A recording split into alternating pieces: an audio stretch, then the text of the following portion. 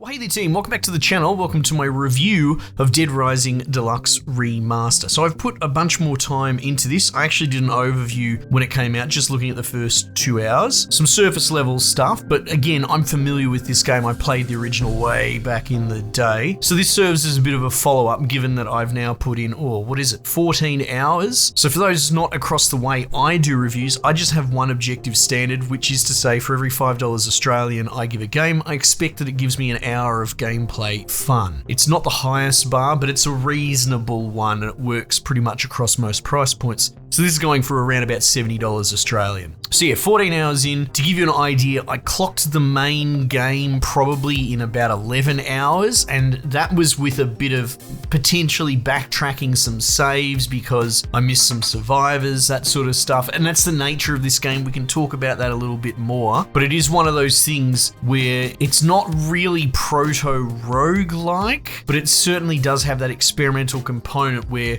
the game takes place over multiple days in a shopping mall, and it sort of has an in-game clock moving at an accelerated pace. And you want to complete case files because you're an investigative journalist, and that's also coincided with trying to rescue people at certain times when they, pop up in the course of the clock ticking through. So it's very plate spinny, and arguably probably the biggest criticism from those outside this franchise looking in, or that, they just didn't really get it or enjoy it. And I understand it, that's fine. But yeah, there is that time pressure. If you're a completionist, there is an argument that it's a little bit hostile, at least if you like having stuff spooned up on your plate, easy to complete. However, the way it's constructed is actually for a bit of a completionist mindset. There's lots of different stores with weapons, costumes, all that sort of stuff that Frank wears in cutscenes, and you look like an absolute asshole while someone's trying to have a serious chat with you about how zombies ate their babies and they're crying and all that, and I'm wearing a big bloody rubber horse head in a crop top. But that's the idea, right? You play through it sort of multiple runs. So I reckon you could probably do sub 10 hours if you were just moving at a normal clip trying to save the case files. There's also sort of,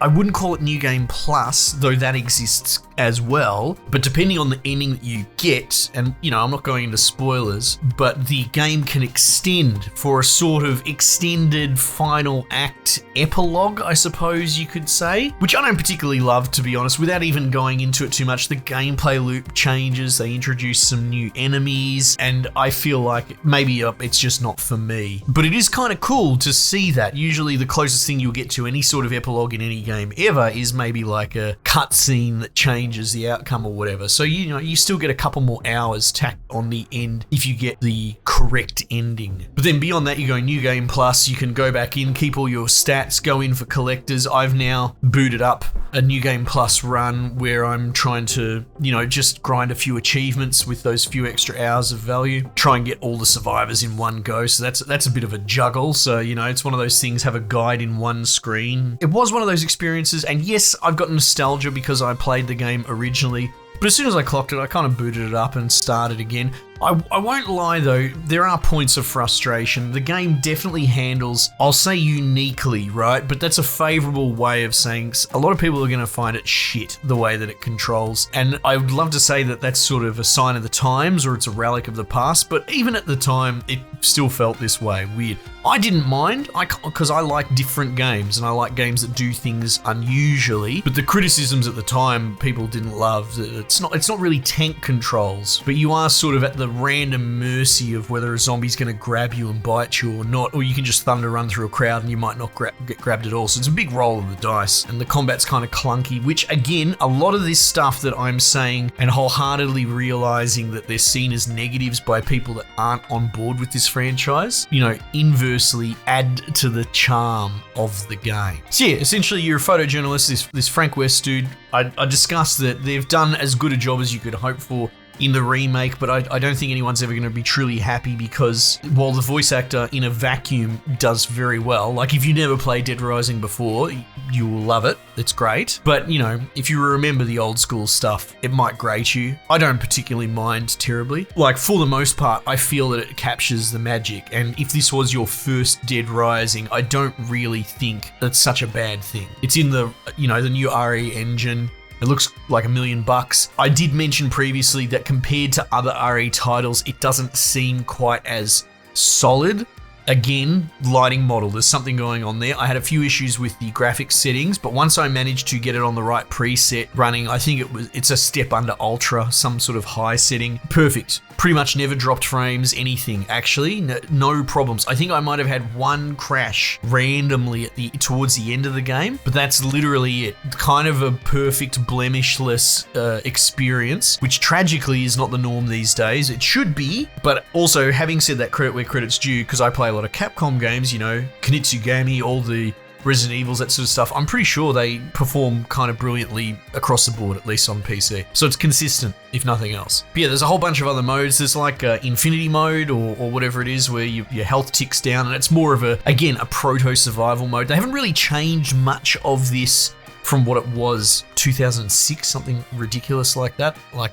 years and years ago, and it's kind of cool looking at it through that lens. The kind of real-time clock, too many things to do at once, you know, lots of survivors having to do time management, a bit of survival mode, you know, with food and eating, and like a lot of these concepts have kind of gone on to turn into full-fledged genres in current day. But you go back almost like 2 decades, and this thing was so ahead of its time, and that's why it's beloved and disliked by many, because it was just so unusual. So yeah, as much as this isn't exactly original, and it's pretty much a faithful remake, we talked about the censorship stuff going on, but honestly, and you could go check that video, whatever they did censor, they didn't censor that much. A lot of lingering camera shots and etc. So then, you know, you still got the like big old fat security mall chick feeling up Sheila's with her baton and all that. Like there's still some pretty dark, gross stuff in here. So like, it just, again, I will reiterate my point. And this might be why I'll slow down on the overviews, because I don't want to retread in 2 videos back to back of the same game. But they censored some things, but they left a lot of arguably more censor-ready stuff in there. And so it begs the question, why even censor anything in the first place if it's still got some, you know, pretty creepy sex stuff in here as well? So yeah, good news. It hasn't been touched much. If you're particularly worried about that and you want to champion that cause, I don't particularly care, to be honest. So yeah, worth your time, worth your money? I think so, yeah, absolutely, sure. Again, I haven't played the original build in a long time, and I believe they reported it in 2016. I think I picked it up, but I never looked at it. Maybe if I can find some time in my busy schedule, I'll go back and check it out, but I don't know if I really want to play 2 of these games back to back, honestly. Would you? But like I said, I got my 14 hours out of it, and there's so much more content in here. And again, it's not just necessarily collectibles for the sake of collectibles. This game is one of the few that was actually built with a mind to have multiple playthroughs, multiple modes, multiple collectibles, as opposed to sort of a tacked on achievement system sort of thing. So yeah, I think it's worth it at current price, and I've enjoyed my time with it, and I'll probably chip away at it in the future. Anyway team, much as there for the time being, I'll catch you guys on the next one.